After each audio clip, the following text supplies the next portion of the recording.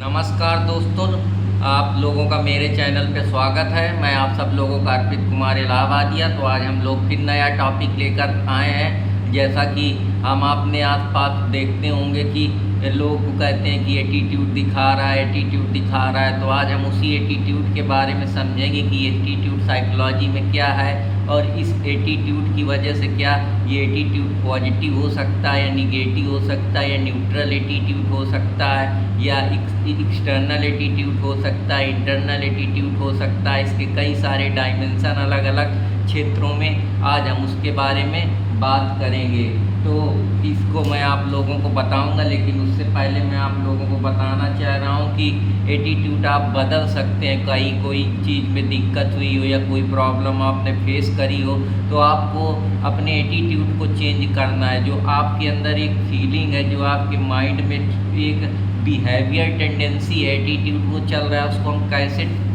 दूर कर सकते हैं और क्या एटीट्यूड एक इंसान को अपनी ज़िंदगी में अपनाना चाहिए जिससे वो अपनी जो ज़िंदगी है उसको बेहतर डायरेक्शन में ले जा पाए, लोगों की थिंकिंग में परिवर्तन कर सके, खुद को बदल सके। तो ये एटीट्यूड एक बहुत ही बड़ा टॉपिक है और ये एक प्रकार की बिहेवियरल साइंस है जिसके बारे में मैं आप लोगों को आज बताऊंगा। तो आशा करता हूं कि आप लोगों को पसंद आएगा। एटीट्यूड एक प्रकार का स्ट्रक्चर है जो हमारे माइंड से शुरू होकर, हमारे बिलीफ से शुरू होकर कि हम किस तरीके से सोचते हैं, किस चीज़ को लेकर हमारा क्या परसेप्शन है, क्या थिंकिंग है, क्या आइडिया है। एटीट्यूड आपका ज़रूरी नहीं है कि जो आपका एटीट्यूड अभी है वो बाद में भी वही सही रहेगा, उसमें चेंजमेंट भी होता है। तो ये एक डायनेमिक कॉन्सेप्ट है जिसमें चेंजमेंट संभव होता रहता है। जैसे प्रेजेंट में आप छोटे होते हैं, आपको ज़्यादा कुछ पता नहीं होता है। जब आप समाज में रहते हैं, लोगों से सीखते हैं, इंटरेक्ट करते हैं, अच्छे स्कूल में पढ़ते हैं, लोगों से बेहतर सोशलाइजेशन होता है तो आपके अंदर परिवर्तन आता है। तो ये जो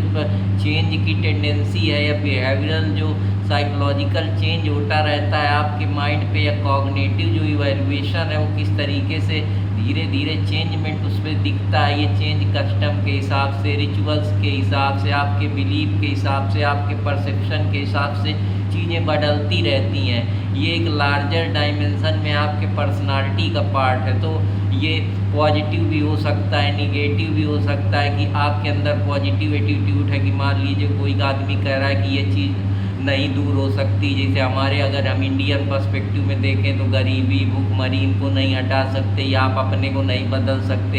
एक वहीं पे आदमी है जो हमेशा निगेटिव सोचता रहता है कि यार इतनी सारी प्रॉब्लम है, क्या होगा हम लोगों को, कैसे हमारा देश प्रोग्रेस करेगा, ये सारी चीज़ें। या कुछ बच्चे होते हैं वो हमेशा नेगेटिव एटीट्यूड में रहते हैं कि मैं कभी अपने को बदल ही नहीं सकता, मैं अपने अंदर परिवर्तन ही नहीं ला सकता, मैं अपने अंदर बिहेवियरल चेंज ही नहीं कर सकता। तो वो भी एक एटीट्यूड का ही पार्ट है। एटीट्यूड आपके जीवन में, आपकी लाइफ इवेंट पे, आप किस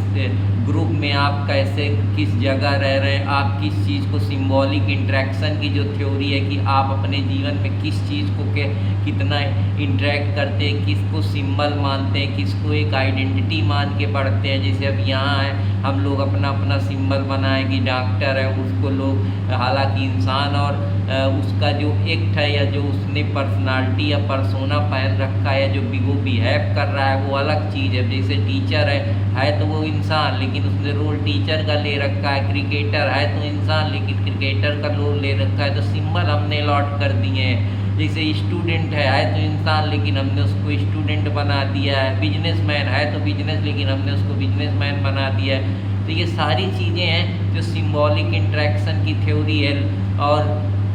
सोशियोलॉजिकल कॉन्सेप्ट जाड़ मीट का जो लुकिंग ग्लास की बात करता है कि इंसान के अंदर बिहेवियरल चेंजमेंट होता है जब वो अपने शीशे से बाहर झांकता है, दूसरों को, लोगों को देखता है। जो उसकी आई और मी की थ्योरी है कि जैसा मैं हूँ और मैं जो दूसरे लोगों को आउटर क्लास में या आउटर वर्ल्ड में या एक्सटर्नल वर्ल्ड में देखता हूँ तो मैं पाता हूँ कि मुझ में बहुत कमियाँ हैं, तो मैं उसको दूर करने का प्रयास करता हूँ। तो ये एटीट्यूड पॉजिटिव एटीट्यूड भी हो सकता है कि किसी चीज़ को लेकर कि मैं अच्छी पढ़ाई करूँगा, मैं बेहतर अपनी पर्सनालिटी डेवलप करूँगा, मैं लोगों से अच्छे से पेश आऊँगा, अपने वैल्यू इथिक्स डालूँगा, मैं चीज़ों को सीखने के लिए तत्पर रहूँगा। वहीं पे एक निगेटिव एटीट्यूड रहता है कि आप सिर्फ निगेटिव सोचते हैं कि मैं कुछ नहीं कर सकता, पता नहीं मेरा क्या होगा। आप टेंशन एंजाइटी में रहते हैं, आप अपने अंदर चेंजमेंट नहीं लाना चाहते, काम को प्रोक्रेस्टिनेट करते हैं, आप दूसरों को बिल्कुल इलविल या भावना से देखते हैं, डिस्गस्ट भावना से देखते हैं। आपके अंदर एक एंटी एनिमोसिटी क्रिएट होती है, एंटागोनिस्ट फिलॉसफी आपके अंदर डेवलप होती है। आप इंसान को इंसान नहीं समझते, आप एक दूसरे पे वायलेंस करते हैं, टेररिज्म करते हैं, उनको परेशान करते हैं, उनके अंदर एक तरीके का टेरर डालते हैं या इस तरीके की एक्टिविटी करते हैं जो मानवता के लिए कहीं ना कहीं खतरा है। या आप अनइथिकल एंटी सोशल एक्ट करते हैं जो समाज के लिए खतरा बनते हैं, आप क्रिमिनल बिहेवियर अपनाते हैं। तो ये आपका एटीट्यूड ही है, ये आपकी साइकोलॉजी है, ये आपका पर्सनालिटी का बिहेवियर है, इसको हम एटीट्यूड बोल रहे हैं। कि आपका एटीट्यूड सोशल चीज़ों के प्रति क्या है, आप कास्ट को किस नज़र से देखते हैं, आप जेंडर की बात किस प्रकार से करते हैं, आप रिलीजन को किस नज़रिए से रखते हैं। ये जो पैट्रियार्की चली रही जहाँ मेल डोमिनेंस सोसाइटी है उसको आप किस एटीट्यूड रखते हैं। तो ये आपका नज़रिया जो एक शब्द में कहूँ वही एटीट्यूड है कि किसी चीज़ को लेकर आपका नज़रिया क्या है। आपकी जैसा आपका एटीट्यूड होगा वैसी आपकी पर्सनालिटी दिखेगी, वैसी आपकी थिंकिंग डेवलप होगी, वैसे आप बिलीव करेंगे, वैसे आपके अंदर थॉट्स आएंगे, वैसे ही आप किसी चीज़ को अपनी ग्रोथ को जज कर पाएंगे, आपके अंदर हैबिट डेवलप होंगी, आपके अंदर कैरेक्टर आपका डिफाइन होगा जिस प्रकार से आपका एटीट्यूड रहेगा। तो ये एटीट्यूड बहुत बड़ा है जिसे आजकल अभी प्रेजेंट समय में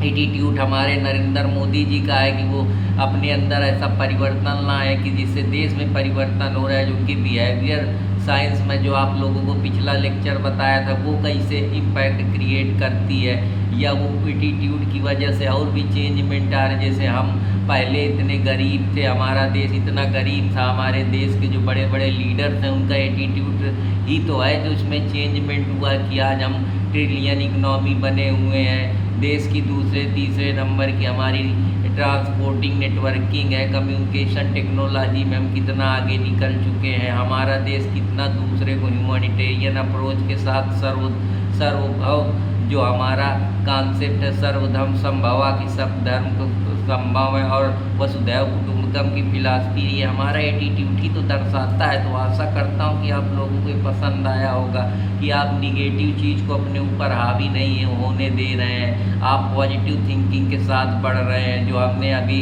आत्मनिर्भर भारत की है, स्किल इंडिया, डिजिटल मिशन, ये जितने भी हम प्रोग्राम गवर्नमेंट चला रही है, अमृत महोत्सव, स्वच्छ भारत मिशन अभी गांधी जी के उसमें, तो ये हमारा एटीट्यूड ही दिखाता है कि हम किस तरीके से अपनी पॉजिटिव चेंज लाना चाहते हैं। हम निगेटिव चीज़ जो हमारे अंदर दिक्कतें हैं, जो हम शाइनेस फील करते हैं, ऑकवर्डनेस फील करते हैं, अपनी बात को समाज के सामने नहीं रख पाते हैं, हमको शर्म आती है, या हम अपनी बात कह नहीं पाते हैं, या हम इंट्रावर्ड हैं। तो ये सारी चीज़ें हैं। जैसे आजकल निगेटिव एटीट्यूड में अगर देखिए तो हम बस अपने इंटरेस्ट की बात करते हैं, सेल्फ इंटरेस्ट की बात करते हैं, हम करप्शन की बात करते हैं, हम मनी लॉन्ड्रिंग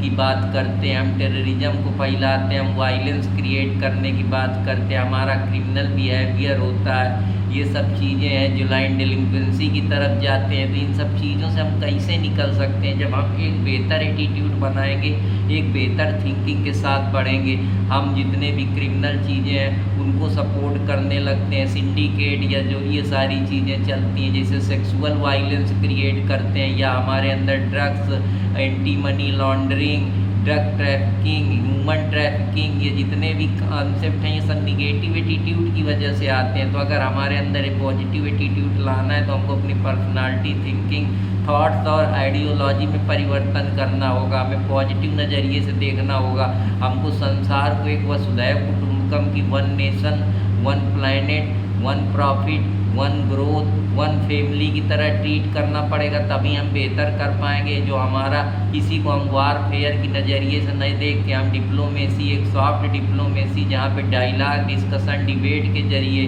कि हमको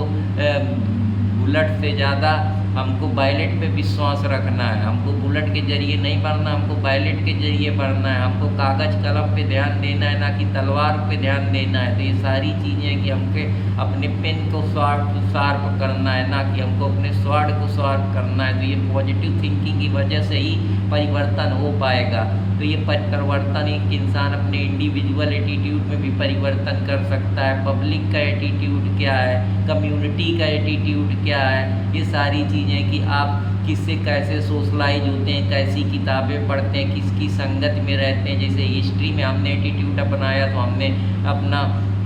जो हमारे देश के बड़े बड़े लीडर रहे उनके हिसाब से हमने किस तरीके से अपने एटीट्यूड में परिवर्तन करके वो लोगों ने देश को एक फ्रीडम दिलाई, चाहे वो महात्मा गांधी हो, चाहे जवाहरलाल नेहरू, कैसे हमने अंग्रेज़ों के टैक्टिक्स को समझा, उनको धीरे धीरे बाहर करने का, नॉन कॉपरेशन का जो है पैसिव रेजिस्टेंस की है या नॉन वायलेंस की है। तो ये हमारा एटीट्यूड ही दर्शा रहा है। इंटरनेशनल में हम लोगों ने कैसे पंचशील का जो नॉन अलाइनमेंट मूवमेंट हुआ, नाम हमने किसी देशों का सहयोग न लेके खुद अपने को हम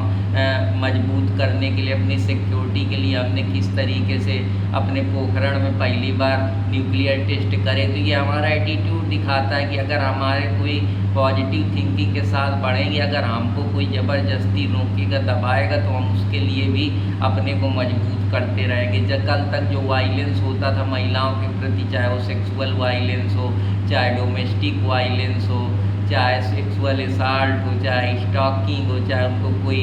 डिसरोप करने की बात हो, आजकल इतने लेजिस्लेशन बन गए हैं, डोमेस्टिक वायलेंस आ गया है जो प्रोटेक्शन देता है, इक्वल प्रोटेक्शन उनको मिल गया है, सेक्सुअल हैरेसमेंट विशाखा का। तो ये हमारी सरकार का, हमारी लेजिस्लेचर का एटीट्यूड शो कर रहा है। तो आपको इस तरीके से समझना पड़ेगा, जो कल तक पैट्रियार्टी थी, आज तक वो जेंडर वायलेंस जो क्रिएट होता था, आज वो जेंडर इक्वालिटी में बदल चुका है। जो वुमेन का डिस्क्रिमिनेशन होता था उसके लिए हमारे लेजिस्लेचर ने, हमारे कॉन्स्टिट्यूशन ने आर्टिकल 14, 15, 16 और 21 में प्रोटेक्शन दिया हुआ है, जो हमारे इक्वालिटी से रिलेटेड, इक्वल प्रोटेक्शन से रिलेटेड, पब्लिक एम्प्लॉयमेंट के रिलेटेड चॉइस देते हैं। किसी प्रकार का discrimination caste, creed, religion, sex base पे नहीं होना चाहिए। ये सारी चीज़ें हमारे यहाँ, उनका जो हमारे यहाँ कुछ बड़े बड़े फिलोसफर पैदा हुए, या हम कह सकते हैं इंसाइटफुल स्कॉलर पैदा हुए, विद्यासागर, ईश्वरचरण विद्यासागर, जिन्होंने विडो रीमैरिज एक्ट को ख़त्म किया, स्कूल को बढ़ावा दिया, अलग अलग जो संस्कृति थी उनकी अच्छी चीज़ें अडाप्ट करने की बात करी, प्रॉपर्टी में महिलाओं को अधिकार देने की बात करी। तो ये सब हमारा एटीट्यूड ही दर्शाता है। तो यहाँ पे मैं आपको एक एंगल से नहीं बता रहा हूँ, बहुत सारी चीज़ें बता रहा हूँ, और ऐसा लेक्चर आपको बिरले ही मिलेंगे, एक दो जो मिलेंगे, नहीं तो बड़ा मुश्किल है। तो यहाँ मैं कोई बहादुरी नहीं बता रहा हूँ, लेकिन मैं चाह रहा हूँ कि आप इस तरीके से चीज़ें देखें और समझें, ताकि आपके अंदर भी परिवर्तन आ सके। कि वही है कि आप अपने अंदर विश्वास रखिए, प्रोबेबिलिटी रखिए कि आप अपने एटीट्यूड को चेंज कर सकते हैं। जो एटीट्यूड इंसानों का महिलाओं के प्रति था उसको बदलना चाहिए। कुछ हमारे जो पहले कस्टम है, सोशल नॉर्म्स हैं, इथिकल नॉर्म्स हैं, उनमें उनको प्रॉपर तरीके से फॉलो करना चाहिए। समाज के जो एक प्रकार की जो व्यवस्था बनी है, जो कॉन्ट्रैक्ट है, उसका पालन करना चाहिए। जो एटीट्यूड है उसका एक्सप्लिट एटीट्यूड भी हो सकता है, जहाँ पर्सन अपने अंदर से अवेयर है कि जैसे आपको पता है कि मैं ये काम कर लूँगा, मेरे अंदर सेल्फ कॉन्फिडेंस जिसको बोलते हैं, या आप परसिवरेंस है आपके अंदर, विल पावर है उस काम को लेकर, तो आप अपने कॉन्शियस के जरिए अपने एटीट्यूड को फॉर्म करते हैं। जहाँ आपको अपने एटीट्यूड के बारे में पता होता है तो उसको हम एक्सप्लिट एटीट्यूड बोलते हैं। एक इम्प्लिसिट होता है जो कुछ कार्यों से पता चलता है कि आप अपने उन चीज़ों के प्रति अनअवेयर होते हैं, लेकिन वो कहीं ना कहीं आपके सबकॉन्शियस माइंड में चीज़ें पड़ी होती हैं। तो ये भी एक इम्पॉर्टेंट रोल प्ले करता है एटीट्यूड आपको बहुत कुछ बदलने की बात करता है कि आप वर्ण सिस्टम को किस तरीके से देख रहे हैं। सोशल समस्या चाहे कोई भी हो, चाहे सोशल प्रॉब्लम में जेंडर डिस्क्रिमिनेशन हो, चाहे कास्ट हो, चाहे डोमेस्टिक वायलेंस की बात हो, चाहे कोई क्राइम हो, चाहे कम्युनल वायलेंस हो, चाहे रेसिज्म के मामले हो, चाहे ह्यूमन ट्रैफिकिंग की बात हो, चाहे रेप हो, चाहे मर्डर हो, चाहे सोशल पैथोलॉजी हो, चाहे पैट्रियार्की की कोई बात हुई हो, चाहे एजुकेशन का स्तर किस तरीके से health, poverty, unemployment, sex violence, टीजिंग, तो ये सारी प्रॉब्लम आपके एटीट्यूड पे ही डिपेंड करती हैं, लीडर के एटीट्यूड पे डिपेंड करती है, पर्सनल कम्युनिटी के जो इंसान है उनका एटीट्यूड किस प्रकार से है, सोशल नॉर्म के प्रति उनका एटीट्यूड कैसा है, कस्टम के प्रति कैसा एटीट्यूड है, उनका इथिकल एटीट्यूड कैसा है, ये सारी चीज़ों पे वैल्यू डिपेंड करती हैं। अब ये एटीट्यूड कैसे आप अपने अंदर एक पॉजिटिव एटीट्यूड ला सकते हैं, आप अपने अंदर वैल्यू पैदा करिए कि आप किस चीज़ को वैल्यू देते हैं पॉजिटिव चीज़ में, जैसे हानेस्टी, इंटीग्रिटी, कंपैशन और इम्पैथी, ये सारी चीज़ें हैं वैल्यू, एक प्रकार के सारे अच्छी चीज़ें जिनका समावेश आप अपने अंदर करें, मोरालिटी, इथिक्स, ये सारे एक प्रॉपर मोरल जजमेंट हम कह सकते हैं, गुड, कॉमन गुड के लिए, वैल्यू इंड पर्पज के लिए, ये सारी चीज़ें, एक बेहतर अच्छे अध्यापक, अच्छे गुरुजन, अच्छे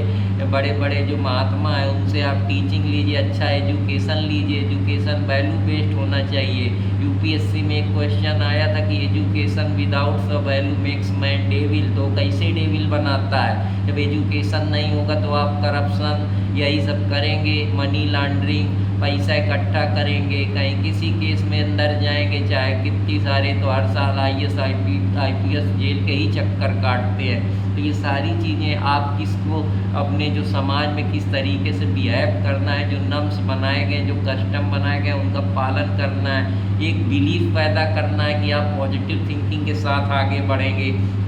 प्रॉपर इंस्टीट्यूशन से ट्रेनिंग लेनी है, अच्छी चीज़ें सीखनी है, अच्छे अच्छे व्यू अपने अंदर डालने हैं, डेमोक्रेटिक आइडियल्स जो हमारे हैं, लिबर्टी, फ्रेटर्निटी, इक्वालिटी, जस्टिस,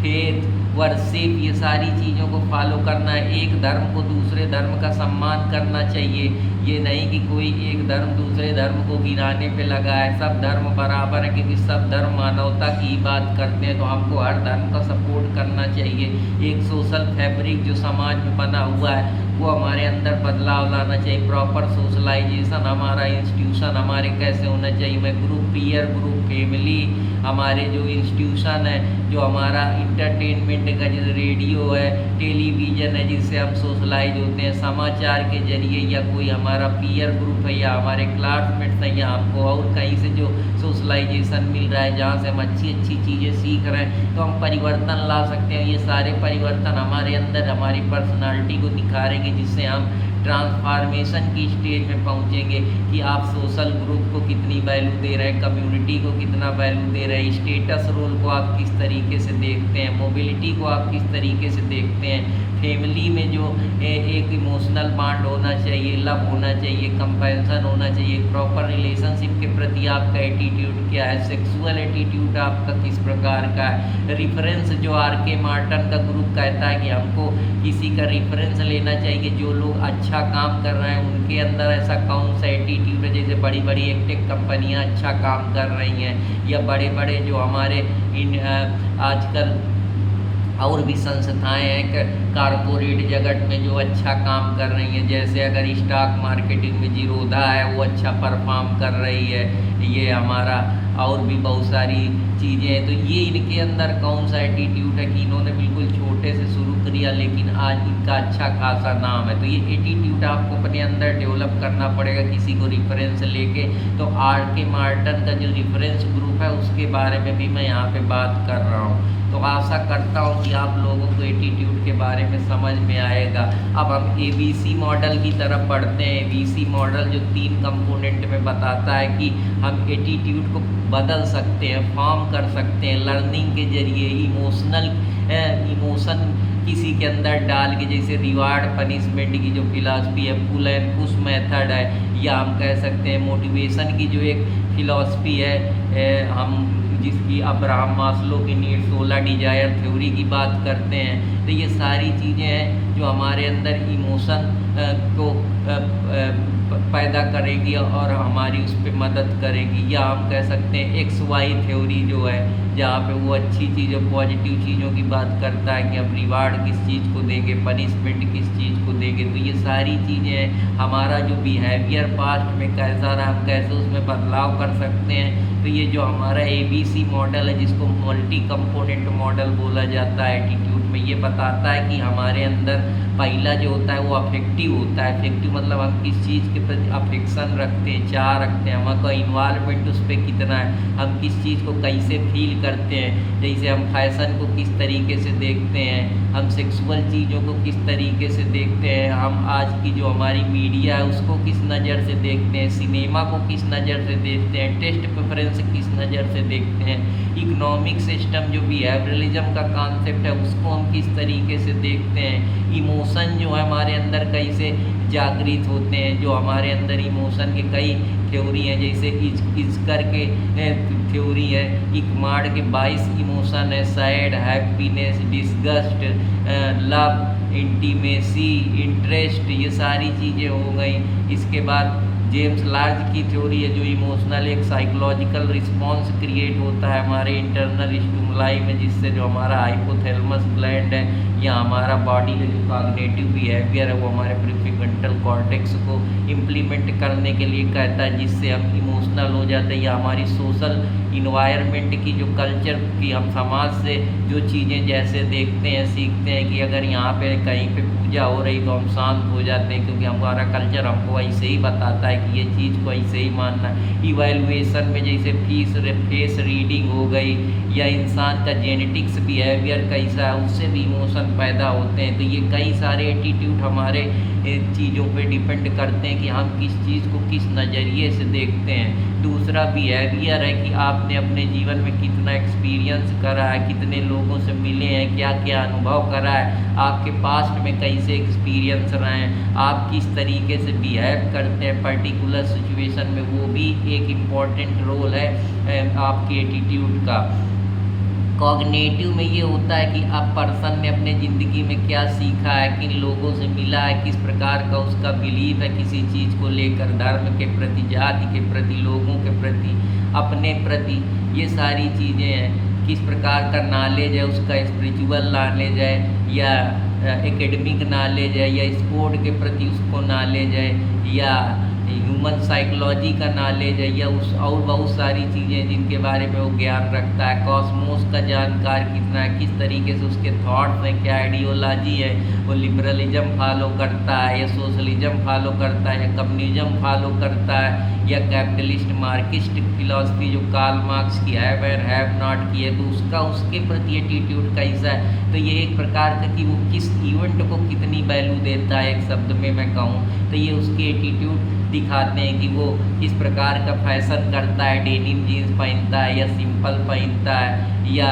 जो आजकल के फैशन अलग अलग प्रकार के, पहले के ज़माने में किस प्रकार के फैशन थे, आज किस प्रकार के फैशन है। पहले लोग साड़ी पहनते थे, आजकल तो लोग वन पीस और न जाने का नए नए स्कर्ट और घाघरा चोली और न जाने का चीज़ें आजकल चल रही हैं। और भी बहुत परिवर्तन, जूता चप्पल में लोग लोफर सैंडल वगैरह आजकल आने लगी हैं, पहले सिर्फ कढ़ाऊ चलती थी। तो ये चेंजमेंट जो स्टैम्पलर का व्यू है कि जो हमारा ला है वो नेचुरल नहीं है, उसमें परिवर्तन होना संभव है, ये ट्रांसीडियंट है, जैसा जैनिज्म की भी फिलॉसफी बताती है। तो आप इस एटीट्यूड को ऐसे भी देख सकते हैं। फंक्शन ये क्या करता है, ये एक इंसान के अंदर सेल्फ बिलीफ डालता है, इंडिविजुअल नॉलेज पैदा करता है कि वो किसी गोल के प्रति, कि आपका जीवन में क्या गोल है, आप डॉक्टर बनना चाहते हैं, आप इंजीनियर बनना चाहते हैं, आप टीचर बनना चाहते हैं, आप एग्रीकल्चरिस्ट बनना चाहते हैं, आप इंडस्ट्रियलिस्ट बनना चाहते हैं, तो आप एटीट्यूड डेवलप करिए उसके प्रति, आप उस चीज़ को उस नज़रिए से देखिए, उस ऑब्जेक्ट से देखिए, तब आप उस चीज़ को पा पाएंगे। और आपके अंदर ये नॉलेज फंक्शन क्रिएट करता है कि आप किस चीज़ को कितनी ज्ञान आपके पास आप अर्जित करना चाहते हैं, या उस चीज़ को आप किस नज़र से देखते हैं। एटीट्यूड आपके अंदर होता है ना, कि कुछ लोग कहते हैं एटीट्यूड दिखा रहा है कि दूसरों की उनकी बात नहीं पसंद आती, तो अपने सेल्फ इंटरेस्ट को प्रोटेक्ट करने के लिए, कॉन्फ्लिक्ट को कम करने के लिए, या समाज की जो थिंकिंग बिहेवियर या एटीट्यूड है उनसे उनका ताल्लुक नहीं बन रहा है। जैसे उसी के कारण आप देखो हिस्ट्री में बहुत सारे एग्जाम्पल, फ्रेंच रिवॉल्यूशन हुआ कॉन्फ्लिक्ट की वजह से, या जो पादरी वाला सिस्टम था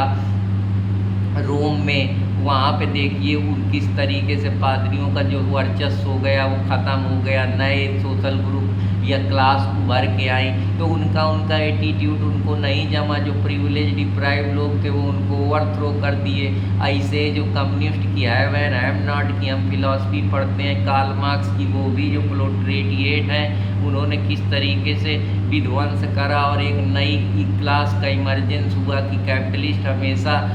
जो छोटे लोग हैं या वर्कर क्लास है उनको हमेशा से डिप्राइव कर रही। तो एक स्टेटलेस सोसाइटी नाम का जो कॉन्सेप्ट आया तो ये एक ईगो ही है। जैसे सिग्मंड फ्रॉइड कहते हैं कि जो बच्चा जब पैदा होता है तो उसके अंदर एक ईगो डिफेंसिव, वो अपने को बचाव के लिए या अपनी सेल्फ रिस्पेक्ट के लिए समाज जो उससे चाहता है करने के लिए, लेकिन जब वो देखता है कि वो अगर कोई ऐसा एक्ट करेगा अपनी फ्री विल से जो समाज के लिए, समाज की मानवताओं के खिलाफ गलत है या नॉर्म्स और इथिक्स के प्रति प्रॉपर नहीं बैठता है, तो उसको एक अंदर से धक्का लगता है। उसको अपनी सेल्फ रिस्पेक्ट को प्रिजर्व करने के लिए उसके अंदर ईगो आ जाता है, या जो वो करना चाहता है उसको समाज करने से रोकती है। तो इंसान के अंदर ये भी है, या हम किसी को डिसलाइक करते हैं या हम हमारे उससे बिहेवियर नहीं मिलता है या उनको उसकी पर्सनालिटी नहीं पसंद आती, तो ये भी एक ईगो का बड़ा ही इम्पोर्टेंट रोल प्ले करता है। तो ईगो कभी कभी अच्छा होता है, इसीलिए अगर ईगो सही चीज़ पे आ जाए तो इंसान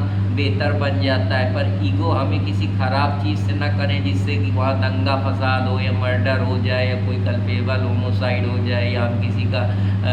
मार दें या हम किसी को स्टॉक करने लगे या किसी को हम डिटेन कर लें। तो ये भी सारी चीज़ें हमको ध्यान रखनी चाहिए। डैनियल कार्ड का क्लासीफाइड फंक्शन क्या है? डैनियल कार्ड कहते हैं कि जो कई प्रकार के ईगो के उन्होंने फंक्शन बताया, उसमें एक नॉलेज फंक्शन है कि नॉलेज इंसान के अंदर अगर आ जाएगा तो जो उसका एटीट्यूड है उसमें चेंज आएगा। वो अपने बचाव के लिए, अपने सेल्फ इस्टीम के लिए, प्रोटेक्शन के लिए, कॉन्फ्लिक्ट को कम करने के लिए, अपनी समाज में एक वैल्यू बनाने के लिए या दूसरों के सामने न झुकने के लिए। जैसे जो लोग ज़्यादा पैसा हो जाता है, ज़्यादा बड़े हो जाते हैं, वो दूसरों को कुछ समझते नहीं हैं, उनकी नज़र में कूड़ा है, उसकी कोई वैल्यू नहीं, पता लगा उसके सेल्फ रिस्पेक्ट को, उसकी डिग्निटी को दांव में लगाकर उसको ज़बरदस्ती प्रताड़ित करते हैं, उसका एक्सप्लॉइटेशन करते हैं, इवन उसको एब्यूज करते हैं। तो ये ईगो डिफेंसिव कि आप अपने को डिफेंस करें, अपने को बचाएं, इसीलिए आप लोग इकोनॉमिक पावर की तरफ, मटेरियलिज्म की तरफ भागते हैं और ज़्यादा पैसा कमाते हैं जिससे वो अपने को मजबूत कर सके और किसी के सामने उनको झुकने को भी पड़े तो लोग उनको इस तरीके से बिहेव ना करें। ईगो एक्सप्रेसिव फंक्शन है कि आपके अंदर अगर ईगो है तो आप एक्सप्रेस करते हैं, आप गुस्सा हो जाते हैं, नाराज़ हो जाते हैं, किसी से बोलते नहीं कि किसी के प्रति आपको कोई वैल्यू नहीं रह जाती है, आप अपनी बात रखने में दूसरों के सामने हिचकिचाते हैं क्योंकि आपकी लोग बात मानते नहीं या आपको बहुत तरीके से बेइज्जत करते हैं। तो वो भी एक ईगो एक्सप्रेसिव फंक्शन है। एक इंस्ट्रूमेंट फंक्शन है कि अगर आप इंस्ट्रूमेंट की नज़र में अगर कोई आपको रिवार्ड दे दे तो आप दिन रात मेहनत करेंगे, उसके लिए काम करेंगे, आप बेहतर आपका एटीट्यूड होगा, आप परिवर्तन बदलाव चाहेंगे। अगर एक आदमी आपको कुछ ना दे, बस आपसे काम कराए लगे तो आप चिड़चिड़े हो जाएंगे, इवन उसके खिलाफ आपके गलत थॉट्स आने लगेंगे, आप उसको एब्यूज करेंगे, इवन हो सकेगा तो आप हाथापाई पे उतर आए या उसके खिलाफ आपका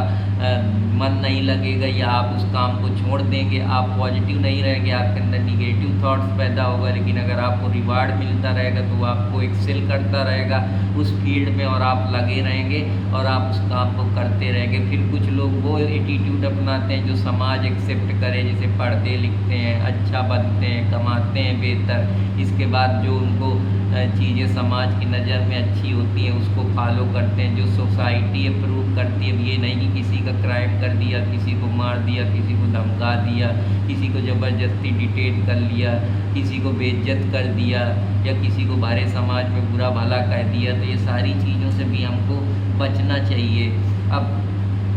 मोरल और पॉलिटिकल एटीट्यूड की, एक सरकार का क्या एटीट्यूड है, सरकार का इंडिविजुअल के प्रति, कम्युनिटी के प्रति, प्रॉपर उस ज़िले के प्रति क्या वैल्यू हैं, क्या स्कीम ला रही, क्या पॉलिसी बना रही है, कितना वो एक्सप्लॉइटेशन को कम करना चाहती, कैसे वहाँ डेवलपमेंट करना चाहती। तो ये सरकार के बिहेवियरल एटीट्यूड पे डिपेंड करता है कि वो सिर्फ इंसान को मीन्स का साधन समझ रही है, उसको इंड मान के बैठ रही है, कितना वेलफेयर करना चाहती है, गरीबी के लिए, न्यूट्रिशन के लिए, हेल्थ के लिए। ये सारी चीज़ें हैं कि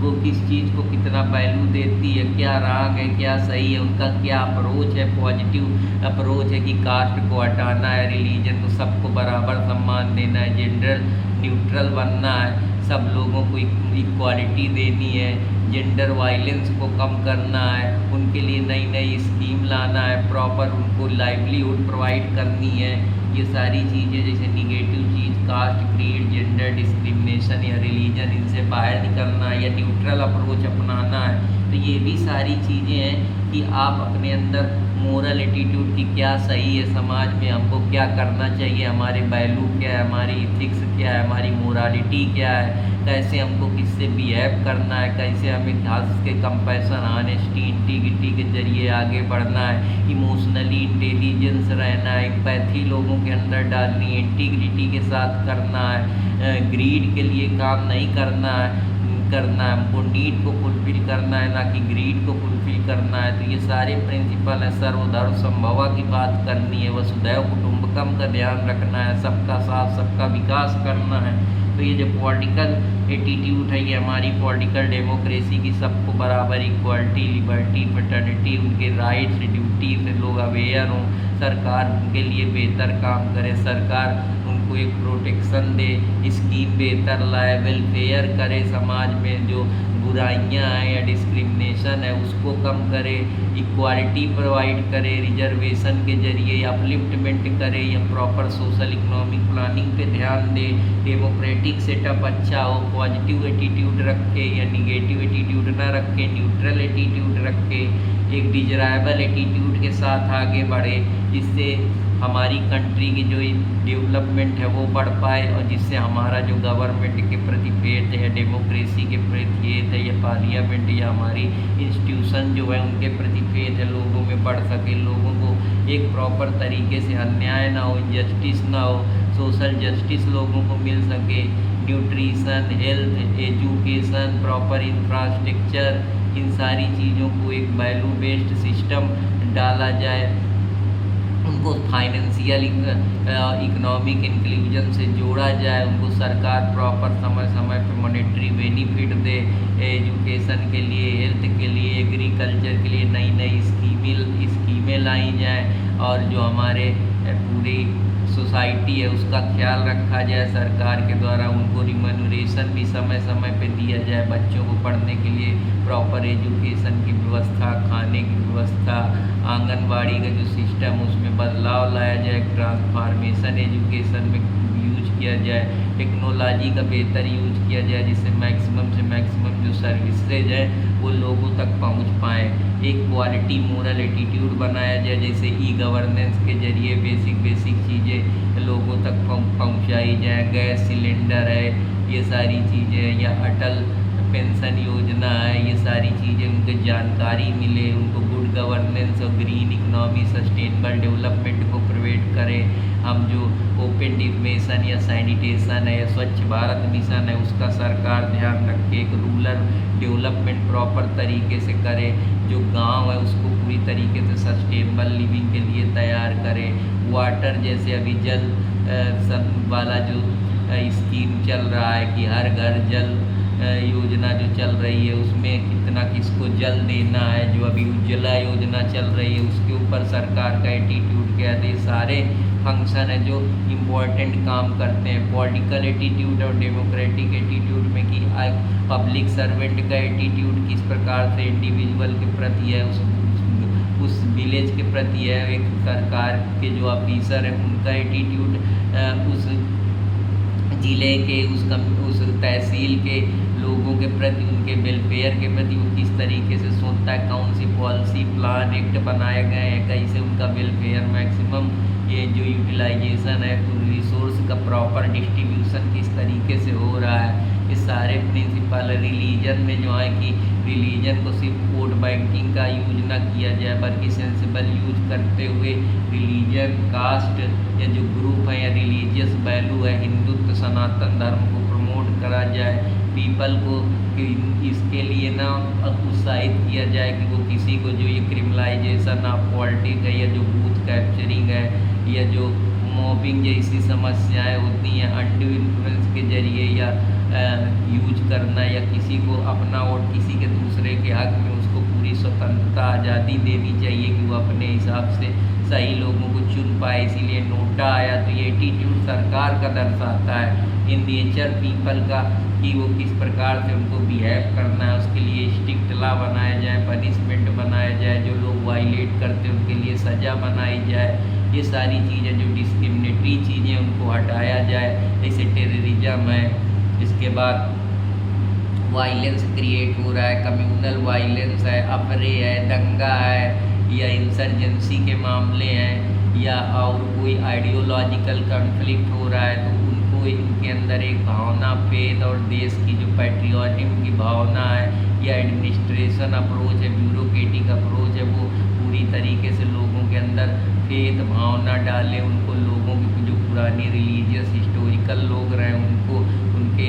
वीर गाथाओं के बारे में पढ़ाया जाए, बताया जाए, जिससे हमारा देश के में यूनिटी, इंटीग्रिटी, डाइवर्सिटी के साथ बनी रहे और एक नेशनल इंटीग्रेशन हम कर पाएँ बिना किसी डिस्क्रिमिनेशन, करप्शन के, या बिना किसी कास्ट, क्रीड, रिलीजन में कोई भेद करे हुए। तो ये भी इम्पॉर्टेंट है। तो उसके लिए हमें लोगों के साइकोलॉजिकल एटीट्यूड को बदलना होगा। उनके अंदर एक लिबरलिज्म की भावना, ह्यूमन अप्रोच की भावना, वेलफेयर की भावना, peace approach, justice approach, virtue approach की बात करना, कंजर्वेटिव जो थिंकिंग है, या जो मटेरियलिज्म की जो फिलॉसफी या कैपिटलिज्म की फिलॉसफी है, इसको थोड़ा कम करते हुए मैक्सिमम जो यूटिलिटेरियन अप्रोच है कि जो ज़्यादा से ज़्यादा जो हमको प्लीजर लोगों को देना है, पेन प्रोवाइड करना है, सरकार का भी ध्यान होना चाहिए, इंडिविजुअल का भी ध्यान होना चाहिए, चैरिटी जैसे प्रोग्राम चला जाए, या जो छोटे लोग हैं उनको फाइनेंशियल इकोनॉमिक मदद दी जाए, उनको सपोर्ट करा जाए। ये जो टॉलरेंस, हाई टॉलरेंस की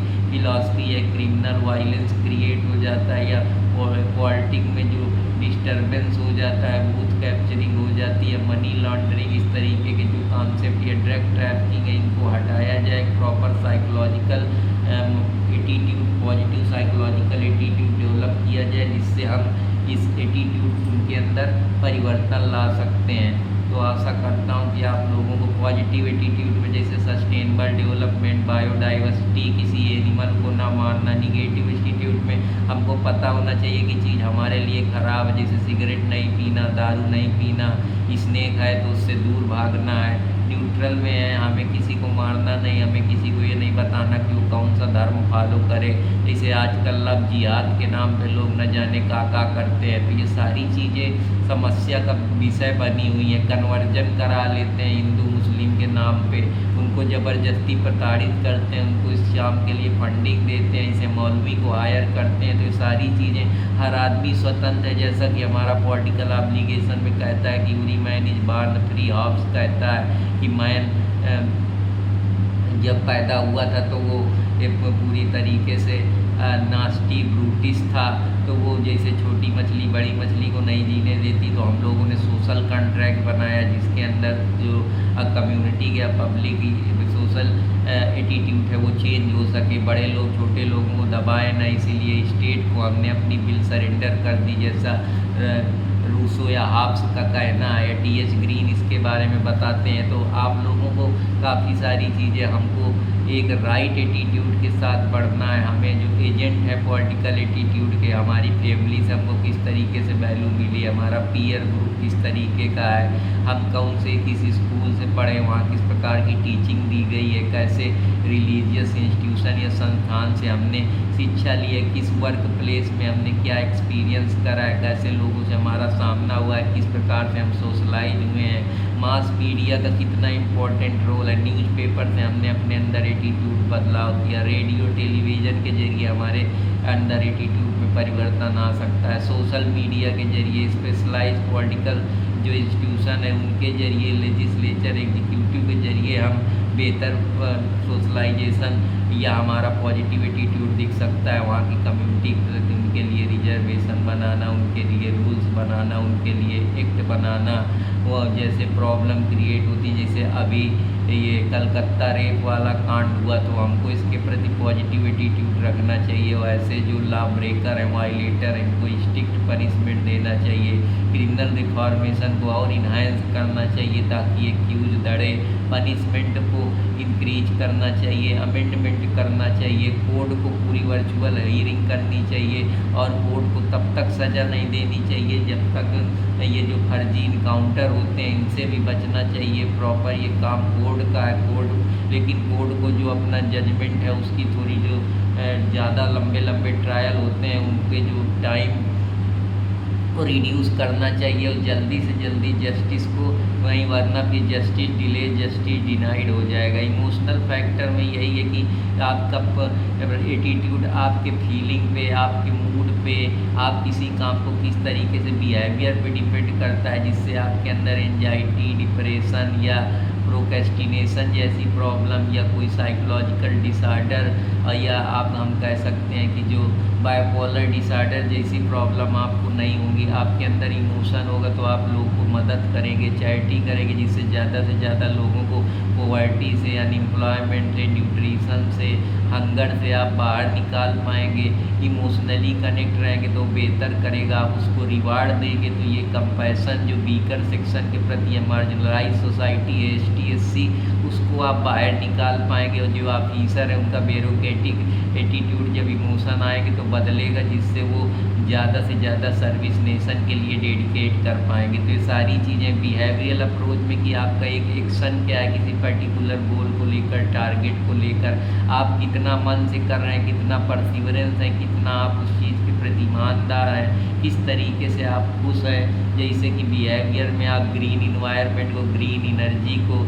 बायोफ्यूल्स को, CNG को और सोलर एनर्जी को, विंड एनर्जी को सपोर्ट कर रहे हैं। कोल जो हमारा रिन्यूएबल एनर्जी था उसको दूर कर रहे हैं। Gender justice, corporate social responsibility, green economy, green budget, green financing, green investment की बात कर रहे हैं। SDG में जैसे सस्टेनेबल लिविंग के लिए मणिपुर ऑर्गेनिक खेती कर रहा है, ओपन डिफर्मेशन स्टेट बन गया है। तो ये सारी चीज़ें हम प्रॉपर पार्टिसिपेशन कर रहे हैं, ट्री लगा रहे हैं, जिससे हमारा इन्वायरमेंट सस्टेनेबल डेवलपमेंट और इकोलॉजिकल बैलेंस मेंटेन रहे। पॉल्यूशन, क्लाइमेट चेंज या जो हमारी एसिड रेन है जैसी समस्याओं से, चाहे वो मृदा पॉल्यूशन हो,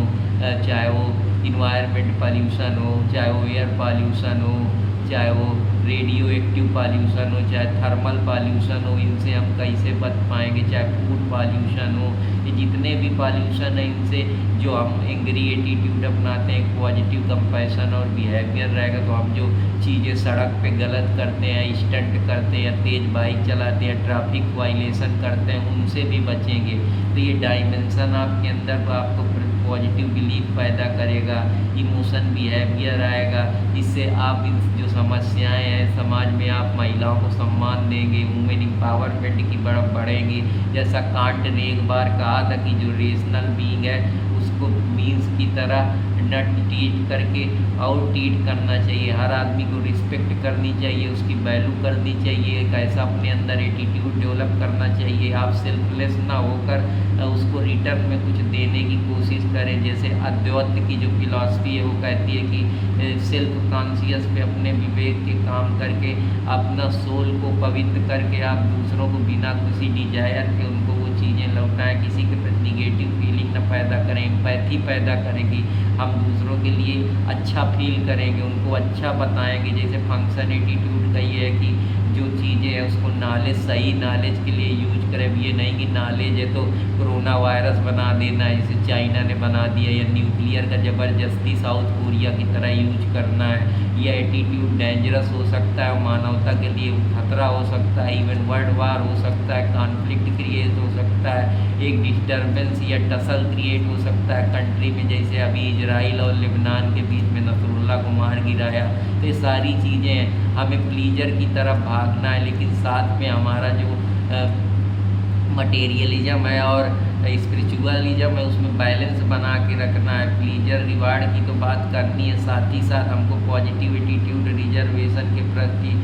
कास्ट कॉन्फ्लिक्ट है उसको हटाना है। और सारी ये जितनी भी चीज़ें हैं जो हम कॉमन गुड्स कर सकते हैं, एक वैल्यू डाल सकते हैं, या प्रॉब्लम है हंगर से रिलेटेड, ग्लोबल वार्मिंग से रिलेटेड, वो सब लोग मिलके एक प्रॉपर एटीट्यूड के साथ आगे बढ़ना है। हमारे अंदर जो चेंजमेंट हो सकता है कि हमें कम्युनिटी लीडरशिप अंदर पैदा करनी है, हमें प्रोड्यूसर जो हैं या एडवर्टाइजर है वो गुड का प्रॉपर यूज करें, सस्टेनेबल गुड्स का यूज करें, इको फ्रेंडली गुड्स का यूज करें, प्रॉफिट के साथ प्लैनेट का भी ख्याल रखें, प्लैनेट के साथ पीपल का भी ख्याल रखें। जो 3C है कि कॉमर्स, कम्युनिटी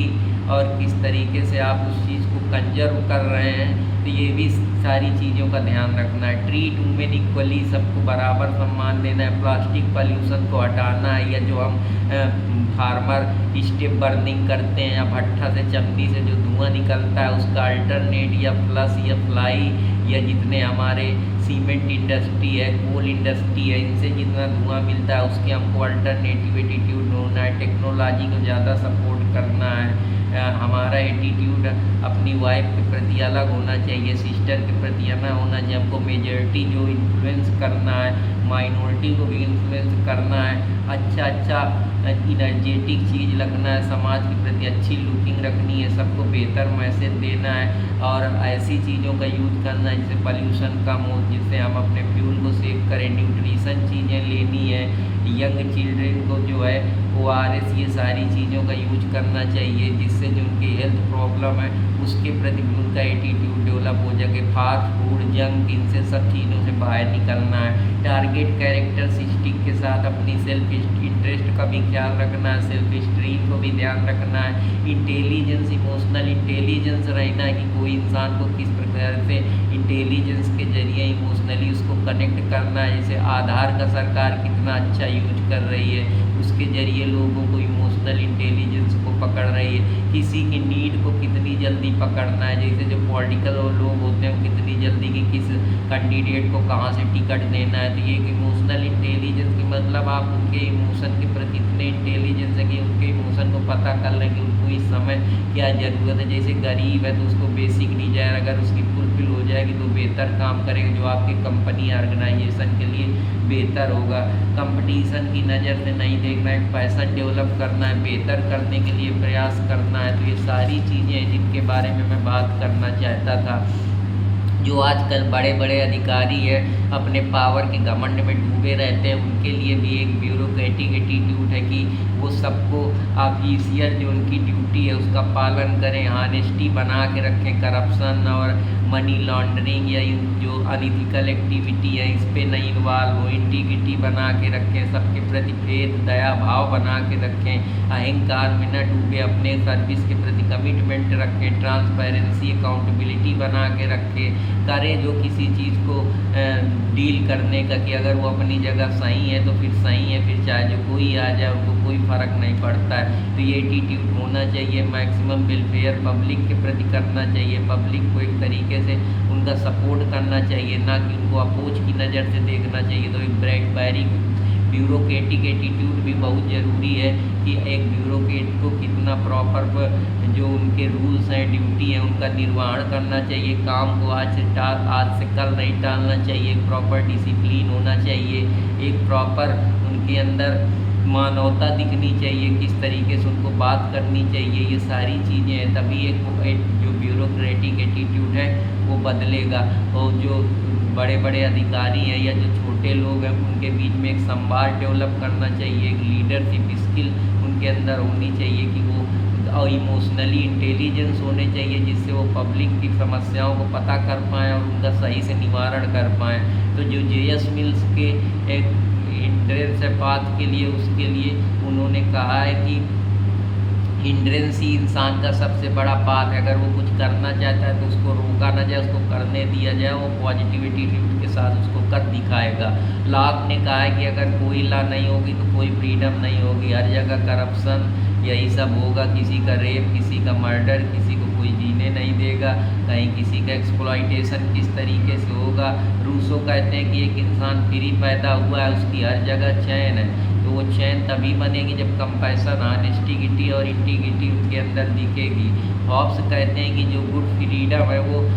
स्टार्विंग मैन को परेशान करती है। अगर उसको ना खाने को मिलेगा, ना पीने को मिलेगा, ना उसकी बेसिक नीड फुलफिल होगी, तो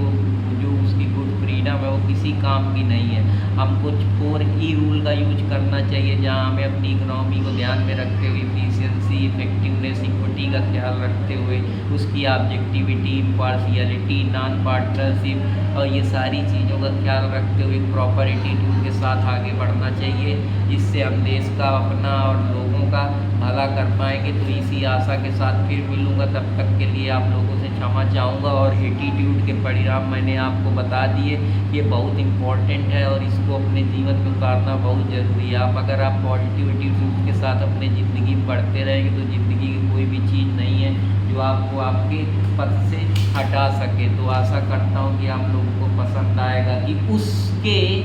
दिल पर भी कड़ी इश्क में गुजरी होगी, उसके दिल की भी कड़ी इश्क में गुजरी होगी, नाम जिसने भी मोहब्बत का सजा रखा है। और पी जा आश्याम की तलखी तो भी हंसकर इलाहाबादिया, गम को सहने में भी कुदरत ने मज़ा रखा है। और हो सकता है कि आप में दूसरों से कम हुनर हो सकता है कि आप में दूसरों से कम हुनर हो, लेकिन हार न मानने का हुनर भी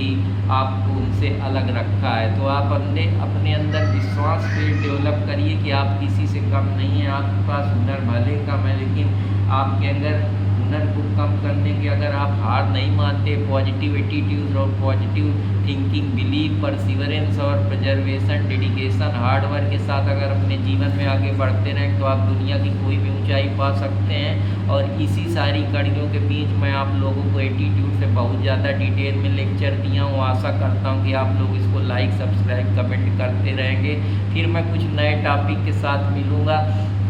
तब तक मैं आप लोगों से उम्मीद चाहता हूँ, आशा करता हूँ कि आप मेरे लेक्चर को पसंद करेंगे। जो एटीट्यूड पे मैंने आप लोगों को चीज़ें बताई, इतना डिटेल में आपको कोई नहीं बताएगा और मैंने पूरे उनके एक एक डायमेंशन के बारे में बताया। और आशा करता हूँ कि आपको ये चीज़ें समझ में आती रहेंगी और आती रहे तो कृपया अर्पित कुमार इलाहाबादिया को लाइक, सब्सक्राइब करते रहें और अपने अंदर जो एटीट्यूड है उसमें बदलाव करें, उसके अपने एटीट्यूड को बदलें। जहाँ आपको नहीं झुकना तो वहाँ फिर नहीं झुकना है। जहाँ आपकी जागीर